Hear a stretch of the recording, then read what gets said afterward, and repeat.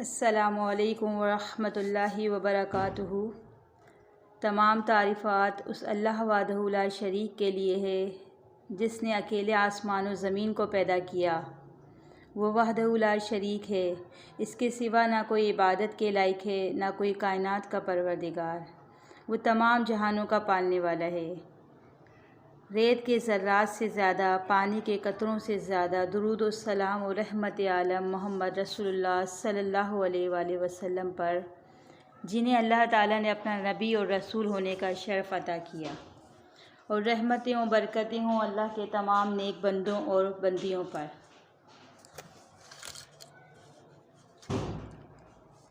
آئیے ذرا تفصیل سے آیت الکرسی پر گفتگو کرتے ہیں۔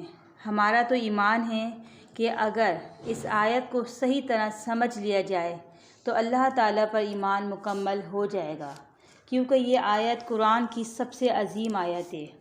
یہ بخاری کی حدیث ہے۔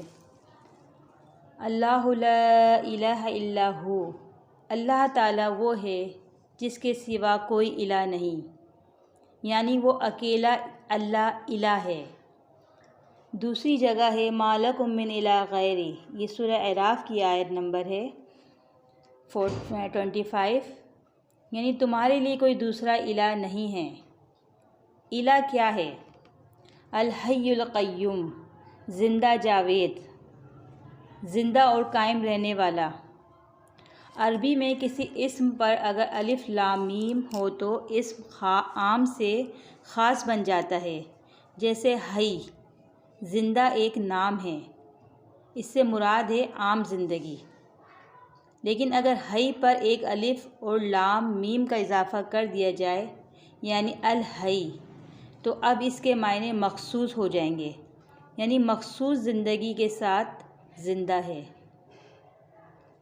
مخصوص خاص زندگی کیا ہے؟ ہر زندگی کو موت کا خدشہ ہے، ہر زندہ ایک دن مردہ ہو جائے گا۔ اسی طرح سورہ آل عمران میں 185 میں رب العالمین فرماتے ہیں کل نفس ذائقۃ الموت، ہر ایک جاندار کو مرنے کا مزہ چکھنا ہے۔ سورہ رحمان میں ہے کل من علیہا فان، ہر شے فانی ہے۔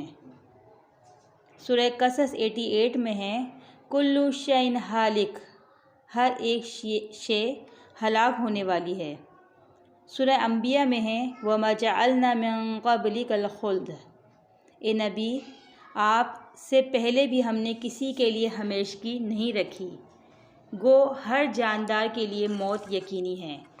یہ وہ دروازہ ہے جس سے ہر ایک کو نکلنا ہے، کیا انبیاء اور اولیاء، کیا جن اور ملک، موت سب کا مقدر ہے۔ اس مسئلے میں کسی کو بھی اختلاف نہیں۔ یہ عینی مشاہدہ بھی ہے کہ ہمارے اجداد کہاں گئے، ہم لوگوں کو دفن کرتے رہتے ہیں۔ غرض یہ کہ ہر زندہ کو موت کا ڈر ہے۔ قرآن کریم میں انبیاء علیہ السلام کا نام لے کر اور کہیں اشارتاً کہا گیا ہے کہ ان مقدس نفوس کو بھی موت آ گئی، جس طرح سورہ بقرہ میں ہے یعقوب علیہ السلام کا نام لے کر کہا گیا اذ حضر یعقوب الموت، جب یعقوب علیہ السلام پر موت کا وقت آیا۔ اسی طرح سورہ بقرہ میں عزیر علیہ السلام کا اشارتاً ذکر ہوا ہے فَأَمَاتَهُ اللَّهُ مِائَةَ عَامٍ، اللہ نے انہیں 100 سال تک مارے رکھا۔ سلیمان علیہ السلام کا تذکرہ اس طرح ہے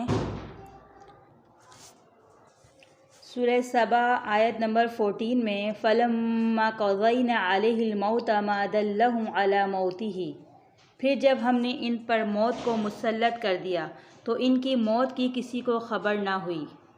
نبی علیہ السلام کا نام لے کر سورہ آل عمران میں اللہ تعالیٰ نے فرمایا وَمَا مُحَمَّدٌ إِلَّا رَسُولٌ قَدْ خَلَتْ مِن قَبْلِهِ الرُّسُلُ أَفَإِن مَّاتَ أَوْ قُتِلَ، محمد رسول اللہ صلی اللہ علیہ وآلہ وسلم تو صرف اللہ کے رسول ہیں، آپ سے پہلے بھی رسول گزر چکے، اگر آپ صلی اللہ علیہ وآلہ وسلم مر جائیں یا قتل کر دیے جائیں،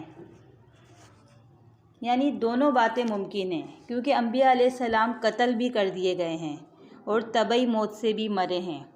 اسی طرح سورہ بقرہ میں ہے وَيَقْتُلُونَ النَّبِيِّينَ بِغَيْرِ الْحَقِّ، اور نبیوں کو ناحق قتل کیا گیا۔ سورہ زمر آیت نمبر 30 میں ہے اِنَّكَ مَيِّتٌ وَإِنَّهُم مَيِّتُونَ، یقیناً آپ صلی اللہ علیہ وآلہ وسلم کو بھی مرنا ہے اور ان سب کو مرنا ہے۔ غرض کہ ہر جاندار کو موت کا دھڑکا ہے، ڈر ہے، خوف ہے، لیکن ایک ذات ایسی ہے کہ اس کو موت نہیں، وہ فنا ہونے والی ذات نہیں۔ سورہ رحمان میں ہے وَيَبْقَى وَجْهُ رَبِّكَ ذُو الْجَلَالِ وَالْإِكْرَامِ، تیرے رب کی ذات کو بقا ہے، فنا نہیں، وہ جلال و اکرام والا ہے۔ اللہ کی ذات کو فنا نہیں، وہ ایسی زندگی کے ساتھ زندہ ہے کہ جہاں موت کا کوئی خطرہ نہیں، وہ ایک خاص زندگی کے ساتھ زندہ ہے۔ اس کے کمال کو کبھی زوال نہیں، اس کی بقا کو کبھی فنا نہیں، جو ہمیشہ سے ہے اور ہمیشہ رہے گا۔ وہی اول اور وہی آخر ہے، ابتدا اور انتہا اسی کے لیے ہے۔ وہ الحی ہے، یعنی ایک خاص زندگی کے ساتھ زندہ ہے، اور ایسی زندگی کسی کی نہیں۔ اس کو زندگی کسی نے نہیں دی، بلکہ ہر جاندار کو اسی نے زندگی دی ہے۔ وہ اپنی زندگی میں کسی کا محتاج نہیں، جبکہ ہر ایک جاندار اپنی زندگی کے معاملے میں اس کا محتاج ہے۔ وہ جب چاہے جس کی زندگی کا چراغ حیات گل کر دے، تو وہ اللہ الہ واحد ہے، اور وہ الہ الحی ہے۔ القیوم، قیوم یعنی قائم رہنے والا، یہ بھی ایک اسم ہے، لیکن اس نام پر بھی الف لام میم لگا ہوا ہے، جس کی وجہ سے ترجمہ ہوگا خاص قیوم، یعنی ایسا قائم رہنے والا جو کبھی نہ گرے۔ بہت سی چیزیں ایسی ہوتی ہیں جو کسی بل پر قائم ہوتی ہیں اور کسی سہارے کی محتاج ہوتی ہیں، جیسے ہی وہ سہارا ختم ہوا تو وہ چیز گر پڑتی ہے۔ مثلاً جناب سلیمان علیہ السلام لاٹھی کے سہارے کھڑے تھے کہ اسی حالت میں پیغام اجل آ گیا اور آپ کی روح قبض کر لی گئی۔ ایک عرصے تک آپ لکڑی کے سہارے کھڑے رہے۔ قرآن کھول کر دیکھیے، سورہ سبا آیت نمبر 14 میں رب العالمین فرماتے ہیں پھر جب ان پر موت آ گئی تو ان کی موت کی کسی کو خبر نہ ہوئی، اور زمین کا کیڑا یعنی دیمک ان کی لاٹھی کو کھاتا رہا۔ پھر جب وہ گر پڑے تو جنوں کو معلوم ہو گیا، اگر جنات غیب کا علم جانتے تو کیوں ذلت کے عذاب میں رہتے، تو وہ کبھی کے آزاد ہو جاتے۔ اس بات سے معلوم ہوا کہ جب لکڑی کا سہارا ختم ہوا تو لکڑی کے گرتے ہی جناب سلیمان علیہ السلام بھی گر گئے۔ غرض یہ کہ ہر چیز کسی نہ کسی سہارے پر قائم ہے۔ آسمان اللہ کے اشارے پر قائم ہے، جب اس کا حکم ہوگا یہ آسمان بے سہارا ہو کر گر پڑے گا۔ یہ اونچی اونچی عمارتیں ایک دن زمین بوس ہو جائیں گی، کوئی سہارا باقی نہ رہے گا، جس طرح سورہ رحمان میں ہے کل من علیہا فان وَيَبْقَى وَجْهُ رَبِّكَ ذُو الْجَلَالِ وَالْإِكْرَامِ، ہر چیز فنا ہو جائے گی اور آپ کے رب کی ذات و جلال و اکرام والی باقی رہے گی۔ اللہ تعالیٰ کو کسی سہارے کی ضرورت نہیں، وہ آپ اپنے سہارے پر قائم ہیں، وہ ہمیشہ قائم و دائم رہے گا۔ جب کوئی نہ تھا وہ جب بھی قائم تھا، اور جب کوئی نہ ہوگا وہ جب بھی قائم رہے گا۔ اب قیوم یعنی قائم تو بہت کچھ ہے، مگر القیوم ہمیشہ قائم رہنے والی صفت اللہ کے علاوہ کسی میں قائم نہیں۔ وہ اللہ ہمیشہ زندہ، جاوید اور ہمیشہ قائم رہنے والا ہے۔ الحی اور القیوم دو صفتوں کا یہاں پر بیان ہوا۔ اب ایک تیسری صفت الہ واحد کی اور چوتھی صفت آیت الکرسی میں اس طرح بیان ہوئی لا تأخذہ سنۃ ولا نوم، اسے اونگ اور نیند نہیں ستاتی۔ اس کارخانہ قدرت میں ہر جاندار کبھی اونگتا اور کبھی سوتا ہوا آپ کو دکھائی دے گا۔ صحیح بخاری میں ہے کہ ایک سفر میں نبی صلی اللہ علیہ وآلہ وسلم نے بلال رضی اللہ تعالی عنہ سے فرمایا کہ آج رات تم جاگتے رہو۔ اللہ کی شان کہ جناب بلال رضی اللہ تعالی عنہ بھی سو گئے، اور تمام صحابہ کرام بھی، حتیٰ کہ نبی علیہ السلام کی بھی صلاۃ فجر قضا ہو گئی۔ نبی علیہ السلام نے بلال رضی اللہ تعالی عنہ کو طلب کیا اور پوچھا کہ اے بلال، تمہیں کس چیز نے سلا دیا؟ تو بلال رضی اللہ تعالیٰ عنہ نے جواب دیا کہ جس ہستی نے آپ کو سلایا اسی نے مجھے سلا دیا۔ اس واقعے سے معلوم ہوا کہ نبی صلی اللہ علیہ وآلہ وسلم اور صحابہ رضی اللہ تعالیٰ عنہ سب سو گئے۔ گویا نیند اور اونگ سب کو آتی ہے، مگر ایک ذات ایسی ہے کہ اسے نیند اور اونگ نہیں آتی، وہ اللہ سبحانہ وتعالیٰ کی ذات ہے۔ یہ اللہ کی ہی صفت ہے۔ یہ ایک چوتھی صفت تھی، اب پانچویں صفت بیان ہوتی ہے کہ لہو ما فی السماوات و ما فی الارض، زمین و آسمان میں جو کچھ ہے سب اسی کا ہے، یعنی ملکیت سب اللہ تعالیٰ کی ہے۔ اس قسم کی آیت مبارکہ قرآن کریم میں بہت ساری ہیں، جس طرح سورہ مائدہ میں ہے، مثلا لہو ما فی السماوات و ما فی الارض، جو کچھ آسمانوں اور زمین میں ہے سب اسی کا ہے، اسی کی بادشاہی ہے، اور ان دونوں زمین و آسمان کے درمیان بھی۔ غرض یہ کہ مالک وہی ہے، اسی کی سب کائنات ہے، اسی نے ہر چیز کو پیدا کیا ہے۔ جس طرح سورہ زمر میں ہے کہ اللہ خالق کل شیء وہو علی کل شیء وکیل، اللہ ہر چیز کا پیدا کرنے والا ہے اور وہی ہر چیز کا کارساز ہے۔ اللہ کے سوا نہ کوئی کسی چیز کا پیدا کرنے والا ہے اور نہ کوئی کسی چیز کا مالک ہے، اور نہ ہی کوئی کارساز ہے، مدد کرنے والا۔ یہ تمام صفات اللہ تعالیٰ ہی کی ہیں۔ سورہ منافقون میں اللہ تعالیٰ فرماتے ہیں، آیت نمبر 7 ہے، وَلِلَّهِ خَزَائِنُ السَّمَاوَاتِ وَالْأَرْضِ وَلَكِنَّ الْمُنَافِقِينَ لَا يَفْقَهُونَ، زمین و آسمان کے خزانے اللہ ہی کی ملکیت ہیں، لیکن منافق لوگ نہیں جانتے۔ سورہ زمر میں ہے، لَهُ مَقَالِدُ السَّمَاوَاتِ وَالْأَرْضِ، زمین و آسمان کی چابیاں بھی اسی کے پاس ہے۔ سورہ آل عمران میں ہے، وَتَعِزُّ مَن تَشَاءُ وَتَذِلُّ مَن تَشَاءُ، اور وہی ہے جسے چاہے عزت دے اور جسے چاہے ذلیل کرے۔ غرض کہ مالک وہی ہے، اس کی کائنات میں کوئی دوسرا مالک نہیں۔ کائنات کا ذرہ ذرہ اپنے مالک کی ثنا کر رہا ہے اور ہر ایک اسی سے مانگ رہا ہے۔ جس طرح سورہ بنی اسرائیل 44 میں رب العالمین فرماتے ہیں، وَإِن مِّن شَيْءٍ إِلَّا يُسَبِّحُ بِحَمْدِهِ وَلَكِن لَّا تَفْقَهُونَ تَسْبِيحَهُمْ، اور ہر چیز اس کی پاکی بیان کرتی ہے، لیکن تم ان تسبیح کو سمجھتے نہیں۔ جس طرح سورہ رحمان میں ہے، يَسْأَلُهُ مَن فِي السَّمَاوَاتِ وَالْأَرْضِ، جو بھی آسمانوں اور زمینوں میں ہیں اسی سے سوال کرتے ہیں۔ چاہیے تو یہ تھا کہ تمام انسان اپنے پیدا کرنے والے اور اپنے کارساز سے مانگتے، مگر آج لوگوں نے اللہ کے علاوہ دوسروں یعنی مخلوق میں سے کسی کو حاجت روا اور مشکل کشا کہنا شروع کر دیا۔ لاہور والے کو داتا، اجمیر والے کو غریب نواز، بغداد والے کو غوث الاعظم، اور علی رضی اللہ تعالیٰ عنہ کو مشکل کشا مان کر پکارتے ہیں۔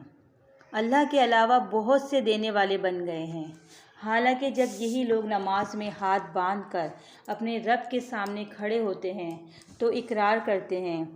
سورہ فاتحہ میں ہے، وَإِيَّاكَ نَسْتَعِينُ، اے اللہ ہم تیری ہی مدد چاہتے ہیں، مگر افسوس کہ اس اقرار کی نفی یا رسول اللہ مدد، مولا علی مشکل کشا مدد، یا علی مدد، یا غوث مدد، یا شیخ المدد کے نعرے لگا کر کرتے ہیں۔ غور کرنا چاہیے کہ جب سب کچھ اللہ کا ہے تو اللہ ہی سے مانگنا چاہیے، اللہ کے علاوہ سب محتاج ہیں۔ سورہ محمد میں ہے، وَاللَّهُ الْغَنِيُّ وَأَنْتُمُ الْفُقَرَاءُ، اور اللہ غنی ہیں تم سب فقیر ہو، یعنی فقیر کو غنی سے مانگنا چاہیے نہ کہ فقیر سے۔ کسی نے خوب کہا ہے کہ فقیر فقیر سے کہہ رہا ہے کہ میں تو تجھ سے ہی لوں گا، تو نے لاکھوں کی بنائی ہے میری بھی بنا دے۔ عبداللہ شاہ غازی، جھولی بھرو ہماری، محی الدین اجمیری، کشتی پار لگانا میری، بہاء الحق بیڑا دھک، یہ سب شرکیہ کلمات ہیں۔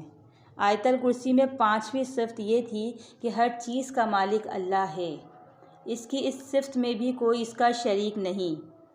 من ذا الذی یشفع عندہ الا باذنہ، کون ہے وہ جو اس اللہ کے پاس سفارش کر سکے بغیر اس کے حکم کے؟ مالک کا فرمان ہے، بتاؤ وہ کون ہے جو اللہ کے حضور کسی کی سفارش کرے؟ اللہ تعالیٰ کے اس سوال کے بعد چاہیے تو یہ تھا کہ کہہ دیتے کوئی نہیں، مگر ایسا نہ ہوا۔ ذہن و خیال میں ہزاروں سینکڑوں ہستیاں مچلتی ہوئی سامنے آ گئیں۔ بزرگان دین سفارش کریں گے، نبی علیہ السلام سفارش کریں گے، ہر نبی اپنی اپنی امت کی سفارش کرے گا۔ اگر شفاعت کا بازار یوں ہی گرم رہا تو پتہ نہیں اللہ تعالیٰ فیصلہ کس کا کریں گے۔ مالک یوم الدین، حساب کے دن کا مالک۔ کون حساب کرے گا؟ کس کا حساب ہوگا؟ سب ہی سفارشی ہوں گے۔ فَمَن يَعْمَلْ مِثْقَالَ ذَرَّةٍ خَيْرًا يَرَهُ وَمَن يَعْمَلْ مِثْقَالَ ذَرَّةٍ شَرًّا يَرَهُ، جو شخص ذرہ بھر نیکی لے کر آئے گا دیکھ لے گا، اور جو ذرہ برابر بدی لے کر آئے گا دیکھ لے گا۔ جب سفارشی آ گئے اور سفارش سے چھڑا لے گئے تو ذرہ ذرہ کا حساب کون لے گا اور کون دے گا؟ ایک شخص دنیا میں ظلم کی چکی میں پستا رہا اور ظالم اسے پیستا رہا، اور یہ مظلوم ظالم کے پنجے سے آزاد نہ ہو سکا۔ یہ ظلم سہ سہ کر مر گیا، اور ظالم دنیا میں ظلم کرتے کرتے مر گیا۔ دنیا میں انصاف نہ ہو سکا۔ اب قیامت کا دن آیا۔ ظالم مرید تھا شیخ صاحب کا، شیخ صاحب چھڑا کر لے گئے، اور یہ مظلوم سمجھتا تھا کہ آج انصاف ہوگا، ظالم کو ظلم کی سزا ملے گی اور مجھے ظلم سہنے کی جزا ملے گی۔ لیکن ہوا کیا؟ مظلوم دیکھتا رہ گیا اور ظالم سفارش سے بخشا گیا۔ معلوم ہوا کہ اللہ کے ہاں بھی انصاف نہ ہوا۔ کس قدر گمراہ کن عقیدہ ہے کہ شفاعت کا پچھلی قومیں اسی لیے اس وجہ سے نڈر تھیں کہ ہمارے سفارشی ہمیں چھڑا کر لے جائیں گے۔ جس طرح سورہ یونس آیت نمبر 18 میں ہے، اس کا ترجمہ ہے، لوگ اللہ کے علاوہ جن کی عبادت کرتے ہیں وہ ہستیاں نفع و نقصان کا اختیار نہیں رکھتی، اور لوگ یوں کہتے ہیں کہ یہ ہستیاں اللہ کے ہاں ہماری سفارش کریں گی۔ اے نبی صلی اللہ علیہ وآلہ وسلم، آپ ان سے کہیے کہ تم اللہ کو کس چیز کی خبر دیتے ہو؟ کیا وہ نہیں جانتا کہ زمین و آسمان میں جو کچھ ہے؟ پاک ہے اللہ تعالیٰ اس بات سے، باخبر ہے جو مشرک لوگ بیان کرتے ہیں۔ اس آیت میں اللہ تعالیٰ نے مشرکین کا عقیدہ بیان کیا ہے کہ وہ اپنے بزرگوں کو اللہ کے ہاں سفارشی سمجھتے ہیں۔ اللہ تعالیٰ نے فرمایا کہ اللہ کو کیا بتاؤ گے؟ اسے کیا معلوم نہیں ہے کہ سفارشی جس کی سفارش کرتا ہے اس کے حالات حاکم کو بتاتا ہے؟ وہ کہتا ہے کہ یہ شخص نیک ہے، تو کیا اللہ نہیں جانتا کہ یہ کتنا نیک ہے؟ سفارشی کہتا ہے کہ یہ شخص میرا رفیق ہے، کیا اللہ نہیں جانتا کہ کون کس کا رفیق ہے؟ اگر سفارشی کہے کہ یہ فلاں خاندان کا ہے تو کیا اللہ نہیں جانتا کہ یہ کس خاندان کا چشم و چراغ ہے؟ آخر سفارشی اللہ کو کیا بتائے گا؟ اللہ کو کیا معلوم نہیں؟ پھر فرمایا مشرک لوگ جو بیان کرتے ہیں اللہ اس کمزوری سے پاک ہے۔ اللہ تعالیٰ شفاعت کا عقیدہ رکھنے والوں کی اس کمزور بات سے پاک ہے۔ بنی اسرائیل کی اس شفاعت کے عقیدے کو اللہ تعالیٰ نے رد کر دیا، اور سورہ بقرہ میں فرمایا کہ اے بنی اسرائیل، میری ان نعمتوں کو یاد کرو جو میں نے وقتاً فوقتاً تم پر کی ہے، اور میں نے تمہیں تمام جہانوں پر فضیلت دی تھی، اور ڈرو اس دن سے کہ اس دن کوئی شخص کسی شخص کے کچھ بھی کام نہ آئے گا، اور شفاعت بھی قبول نہ کی جائے گی، اور نہ معاوضہ لیا جائے گا، اور نہ مدد کی جائے گی۔ قیامت کے دن اگر سفارش ہو تو پھر انصاف کیسا ہوگا؟ شفاعت کا عقیدہ انصاف کے منافی ہے۔ تصور کیجئے کہ ایک شخص ظلم سہتا سہتا اس بنا پر مر گیا کہ اللہ کے ہاں انصاف ہوگا، اور قیامت کے دن وہ ظالم جو ظلم کرتے کرتے مر گیا سفارش سے چھڑا لیا گیا، تو مظلوم کی آنکھیں کیسے ٹھنڈی ہوں گی، جبکہ ظالم اس کے سامنے سفارش سے چھڑا لیا گیا۔ ظالم کو ظلم کی سزا کہاں ملی؟ یہ عبد القادر جیلانی، یہ معین الدین اجمیری، یہ علی حجویری، داتا لاہوری، پھر ان کے خلفاء اور کروڑوں مرید، اور یہ پیر و فقیر، یہ گنج بخش، فیض عالم، دستگیر، یہ غوث، مشکل کشا، صاحب قبر سفارش کریں گے اور میدان محشر سے صاف نکال کر لے جائیں گے، تو اللہ تعالیٰ حساب پھر کس کا لے گا؟ 50,000 برس کا دن کیوں رکھا گیا؟ انصاف کا دن کیوں کہا گیا؟ اللہ کے رسول صلی اللہ علیہ وآلہ وسلم یوں فرما رہے تھے، یا فاطمہ بنت محمد انکری نفسکی من النار لا املک من اللہ شیئا۔ یہ بخاری کی حدیث ہے۔ اے محمد صلی اللہ علیہ وآلہ وسلم کی بیٹی فاطمہ، اپنی جان کو آگ سے بچا لو، میں کل اللہ کے ہاں تیرے کچھ کام نہ آؤں گا۔ یہی بات آپ صلی اللہ علیہ وآلہ وسلم نے اپنی پھوپھی صفیہ رضی اللہ تعالیٰ عنہ سے فرمائی، اور یہی بات آپ صلی اللہ علیہ وآلہ وسلم نے اپنے خاندان والوں سے فرمائی۔ آپ صلی اللہ علیہ وآلہ وسلم کی حیات مبارکہ میں ایک عورت فاطمہ جو بنی مخزومہ سے تعلق رکھتی تھی، اس نے چوری کی، اور جناب اسامہ بن زید جو نبی علیہ السلام کے چہیتے تھے، انہیں سفارش کے لیے پیش کیا گیا۔ جب انہوں نے اللہ کے رسول صلی اللہ علیہ وآلہ وسلم سے اس عورت کی سفارش کی تو اللہ کے رسول صلی اللہ علیہ وآلہ وسلم غصہ ہو گئے اور فرمایا، اے اسامہ، اللہ کی حدود میں سفارش چاہتا ہے؟ اگر محمد صلی اللہ علیہ وآلہ وسلم کی بیٹی فاطمہ بھی چوری کرتی تو اس کا بھی ہاتھ کاٹ دیا جاتا۔ ایک طرف تو یہ معاملہ اور دوسری طرف قیامت میں سفارش کا بازار گرم ہے۔ قیامت کے دن جناب عیسیٰ علیہ السلام اللہ کی بارگاہ میں کھڑے ہوں گے تو اللہ تعالیٰ ان سے سوال کرے گا، اور جب قیامت کے دن اللہ تعالیٰ عیسیٰ علیہ السلام سے کہے گا، اے عیسیٰ مریم کے بیٹے، کیا تو نے لوگوں سے یہ کہا تھا کہ مجھے اور میری والدہ کو الہ بنا لینا؟ تو عیسیٰ علیہ السلام کہیں گے کہ تیری ذات شرک سے پاک ہے، میں نے ایسی بات نہیں کہی جس کا مجھے حق نہ تھا۔ اگر کبھی میں نے ایسی بات کہی ہوگی تو آپ کے علم میں ہوگا، کیونکہ آپ میرے دل کی بات جانتے ہیں اور میں آپ کے دل کی بات نہیں جانتا۔ میں نے تو ان سے یہی کہا تھا جو آپ نے مجھے حکم دیا تھا کہ اللہ کی عبادت کرو جو میرا اور تمہارا رب ہے، اور میں جب تک اس قوم میں رہا ان کی نگہبانی کرتا رہا، اور پھر جب آپ نے مجھے اٹھا لیا تو آپ ان کے نگہبان تھے، اور آپ تو ہر ایک چیز کے نگہبان ہیں۔ اگر آپ انہیں عذاب کریں تو یہ آپ کے بندے ہیں، اور اگر انہیں معاف کر دیں تو آپ بڑے غلبے والے ہیں اور حکمت والے ہیں۔ اللہ تعالیٰ جواب دے گا، آج کا دن سچے لوگوں کے لیے فائدے کا دن ہے، ان کے لیے جنتوں میں نہریں جاری ہیں، اور ان جنتوں میں ہمیشہ رہیں گے، اور یہ اللہ سے راضی ہیں، اور یہ بہت بڑی کامیابی ہے۔ من ذا الذی یشفع عندہ الا باذنہ، وہ کون ہیں جو اس کے بغیر اس کی مرضی کے سفارش کرے؟ شفاعت کا اختیار اسے ہوگا جو رحمان سے عہد لے لے۔ اجازت اور عہد کے بغیر سفارش ممکن نہیں۔ اللہ کے سوا جن لوگوں کو پکارا جاتا ہے وہ شفاعت کا اختیار نہیں رکھتے، سوائے اس کے کہ وہ حق کے ساتھ گواہی دے، اور وہ جانتے ہیں۔ یہ شرط سب سے کڑی ہے کہ سفارش کرنے والا جس کی سفارش کرے گا بالکل سچی گواہی دے کہ میں اس کے احوال سے واقف ہوں، گویا سفارش کرنے والا جس کی سفارش کر رہا ہو اس کے حالات سے باخبر ہو، اور جس معاملے میں یہ سفارش کر رہا ہو اس معاملے کا سچا گواہ ہو۔ سورہ طٰہٰ میں ہے، آیت نمبر 109 ہے، یومئذ لا تنفع الشفاعۃ الا من اذن له الرحمن ورضی له قولا۔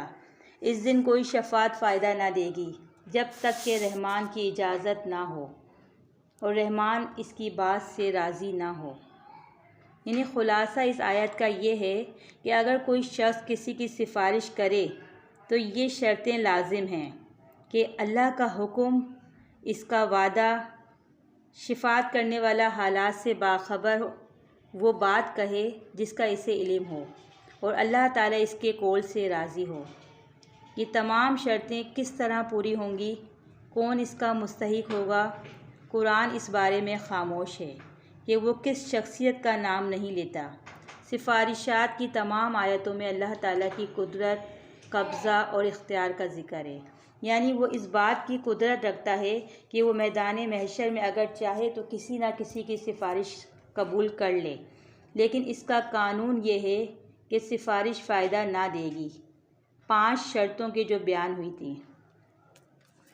اس طرح سورہ بقرہ میں ہے، اے ایمان والو، اللہ کے دیے ہوئے مال میں سے خرچ کرو۔ مبادہ یعنی وہ دن آ جائے جس دن کوئی خرید و فروخت نہ ہوگی، اور نہ ہی کوئی دوستی ہوگی، اور نہ کوئی سفارش ہوگی، اور انکار والے ظالم ہوں گے۔ یعلم ما بین ایدیہم وما خلفہم، وہ جانتا ہے ظاہر و باطن کے حالات۔ اللہ کی صفات کا بیان ہو رہا ہے۔ ہر شخص کا ظاہر و باطن، کھلا چھپا، اس ذات کو معلوم ہے۔ اس کائنات کے ذرے ذرے کا اسی کو علم ہے، دوسرا کوئی اس کی اس صفت میں اس کا شریک نہیں ہے۔ جس طرح سورہ نمل کی آیت ہے، اس کا ترجمہ ہے کہ اے نبی آپ اعلان کر دیں، زمین و آسمان میں کوئی شخصیت ایسی نہیں جو اللہ کے سوا غیب جانتی ہو، اور انہیں تو یہ بھی پتہ نہیں ہے کہ وہ کب اٹھائے جائیں گے۔ اس آیت نے ثابت کیا ہے کہ اللہ کے سوا کوئی آگے اور پیچھے کا علم نہیں رکھتا۔ ایک موضوع روایت مشہور ہے کہ جناب عمر رضی اللہ تعالیٰ عنہ نے جناب ساریہ کی کمان میں ایک لشکر جہاد کے لیے روانہ کیا تھا۔ یہ لشکر کفار کے نرغے میں آ گیا تو جناب عمر رضی اللہ تعالیٰ عنہ کو اس حقیقت کا علم ہو گیا، اور مسجد نبوی میں خطبہ دیتے دیتے چلانے لگے، یا ساریۃ الجبل، اے ساریہ پہاڑ۔ یہ آواز جناب ساریہ نے میدان جہاد میں سنی اور پہاڑ پر چڑھ گئے اور دشمن کے حملے سے محفوظ ہو گئے۔ جناب عمر رضی اللہ تعالیٰ عنہ بھی زمین کی مخلوق میں انہیں علم غیب کیسے ہوگا کہ ساریہ نرغے میں ہیں۔ لوگوں نے اسے جناب عمر رضی اللہ تعالیٰ عنہ کی کرامت پر محمول کیا ہے۔ کیا کرامت اللہ کے قانون کو توڑ دے گی؟ ہر قسم کی روایت قبول کر لی جاتی ہے، اگرچہ وہ قرآن کے خلاف ہی کیوں نہ ہو۔ کسی نے کیا خوب کہا ہے کہ یہ امت روایت میں کھو گئی، حقیقت خرافات میں کھو گئی۔ اسی طرح نبی سورہ جن میں جب اتری تھی، سورہ جن کی آیت نمبر 1 ہے، اللہ تعالیٰ نے کہا، اے نبی آپ اعلان کر دیجئے کہ مجھے یہ وحی کی گئی ہے کہ جنوں کی ایک جماعت نے میرا قرآن سنا، پھر وہ کہنے لگے کہ ہم نے ایک عجیب کلام سنا ہے۔ نبی علیہ الصلاۃ والسلام نماز ادا کر رہے تھے، اور جنوں کی ایک جماعت نے آپ کا قرآن سن رہی تھی، لیکن اس واقعے کا آپ کو علم نہیں۔ جب یہ جماعت چلی گئی تب نبی علیہ السلام کو پتہ چلا، وحی نازل ہوئی، فرمایا، اے نبی تم کہو کہ مجھے یہ وحی کی گئی ہے، یعنی مجھے خبر دی گئی ہے کہ جنوں کی ایک جماعت میرا قرآن سن رہی ہے۔ اگر وحی نازل نہ ہوتی تو آپ صلی اللہ علیہ وآلہ وسلم کو علم نہ ہوتا۔ یہ زمانے حال کی بات ہے، اور سنیے مدینے میں منافق لوگ آپ صلی اللہ علیہ وآلہ وسلم کو دھوکہ دیتے، مگر آپ کو اس کا علم نہ ہوتا۔ دھوکہ دے کر 70 قاری شہید کر دیے گئے اور آپ دھوکے میں رہ گئے۔ یعنی اللہ کے نبی کریم صلی اللہ علیہ وآلہ وسلم کو بھی علم غیب نہیں۔ اگر آپ کو علم غیب ہوتا تو آپ ضرور ان چیزوں کو جانتے۔ وَلَا يُحِيطُونَ بِشَيْءٍ مِّنْ عِلْمِهِ إِلَّا بِمَا شَاءَ، اور اللہ کے علم کا کوئی احاطہ نہیں کر سکتا، البتہ اللہ تعالیٰ ہی کسی کو کچھ سکھا دے تو یہ اس کی مرضی ہے، جیسا کہ نبی صلی اللہ علیہ وآلہ وسلم کو وحی کے ذریعے کچھ سکھا دیا گیا۔ یا فرشتوں کو کچھ سکھا دیا۔ فرشتوں کا قول ہے لا علم لنا الا ما علمتنا، ہمیں جو کچھ علم ہے اس کی حقیقت صرف یہ ہے کہ ہم کچھ نہیں جانتے، مگر اتنا ہی جانتے ہیں جتنا آپ نے سکھا دیا۔ بخاری کی ایک روایت میں ہے کہ کسی نے جناب موسیٰ علیہ السلام سے دریافت کیا کہ کیا زمین میں آپ سے بڑا کوئی عالم ہے؟ تو موسیٰ علیہ السلام نے فرمایا نہیں۔ تو اللہ تعالیٰ نے کہا اے موسیٰ میرے ایک بندے سے ملاقات کر لو۔ جناب خضر علیہ السلام سے ملاقات ہو گئی اور موسیٰ علیہ السلام کو پتہ چل گیا کہ اللہ تعالیٰ کے بندے خضر علیہ السلام کو مجھ سے زیادہ علم ہے۔ پورا واقعہ اس کا قرآن میں درج ہے۔ اسی طرح بخاری شریف میں کی ہے کہ اس مثال سے معلوم ہوا کہ اللہ تعالیٰ اپنے علم میں سے جس کو جتنا چاہے عطا کر دے، کوئی اس کے علم کا احاطہ نہیں کر سکتا۔ عالم الغیب اللہ اپنے غیب کو سوائے رسولوں کے کسی پر ظاہر نہیں کرتا۔ وسع کرسیہ السماوات والارض، اس کی کرسی زمین و آسمان سے وسیع ہے، یعنی اس کا قبضہ اقتدار بہت وسیع ہے۔ زمین و آسمان میں کوئی بھی چیز اس کے قبضہ اقتدار سے باہر نہیں۔ جس طرح سورہ زمر میں ہے تمام زمین و آسمان کو لپیٹ کر وہ اپنی مٹھی میں لے لے گا قیامت کے دن، وہ ہر کمزوری سے پاک ہے۔ وہ زمین و آسمان کی نگہداشت اسے تھکاتی نہیں، اور بس وہی ایک بزرگ اور برتر ذات ہے۔ تھکان ایک کمزوری کی علامت ہے، اور اللہ تعالیٰ اس قدر کام کے باوجود تھکتا نہیں۔ ہر مخلوق کام کے بعد آرام چاہتی ہے، مگر وہ اللہ تعالیٰ کبھی آرام نہیں کرتا۔ وہ ہر طرح کی کمزوری سے پاک ہے۔ ہم آیت الکرسی سے اللہ تعالیٰ کی صفات کو بیان کر رہے ہیں اور سمجھ رہے تھے کہ اللہ تعالیٰ پر ایمان یہ ہے کہ اس کی تمام صفات عالیہ پر ایمان لایا جائے۔ صرف اللہ کے وجود پر ایمان لانے کا نام ایمان نہیں ہوگا جب تک اس کی تمام صفات کو نہ مانا جائے۔ یہ سب کچھ مانتے ہوئے بھی قرآن کریم کی جو آیت مبارکہ ہے کہ سورہ عنکبوت کی آیت ہے، اور اگر آپ ان سے سوال کریں کہ آسمان سے پانی کس نے اتارا اور مردہ زمین کو کس نے زندگی بخشی، تو یہ کہیں گے اللہ نے۔ یعنی ان آیات مبارکہ سے معلوم ہوا کہ کفار مکہ نہ صرف اللہ کو مانتے تھے بلکہ ان کی صفات عالیہ کے بھی قائل تھے۔ وہ جانتے تھے کہ زمین و آسمان کو پیدا کرنے والا اللہ ہی ہے، اور یہ بارش کا نظام اور زمین کی پیداوار بھی اللہ ہی کے حکم سے ہوتی ہے۔